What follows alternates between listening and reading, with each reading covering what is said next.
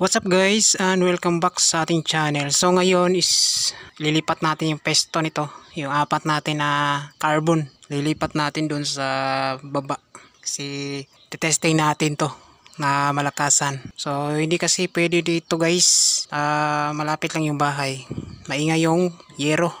What's up guys, and welcome back sa ating channel.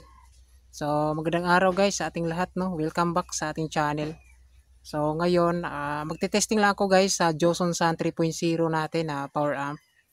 Yan, kasi sa mga last testing natin dito sa Joson Sun 3.0 is nabibitin ako kasi sa medyong ingay ng yero ng bahay natin. So ngayon, medyo malayo na to sa bahay natin.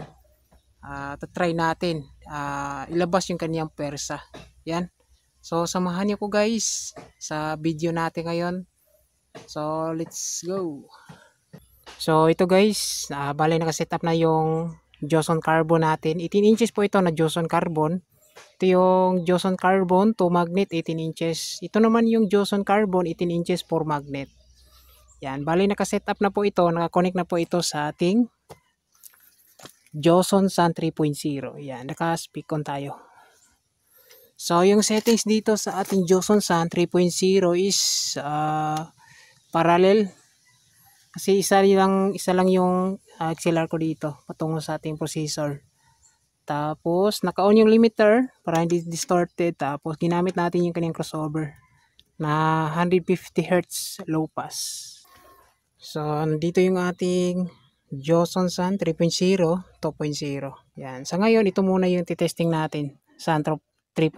Susunod natin yung 2.0 sa susunod na vlog. Tapos meron pa tayong upcoming vlog sa demo sa bridge. So ngayon tatry lang natin sa normal lang. Yung mixer natin, ito, Joson Hawk. So testing na tayo kasi baka uulan na.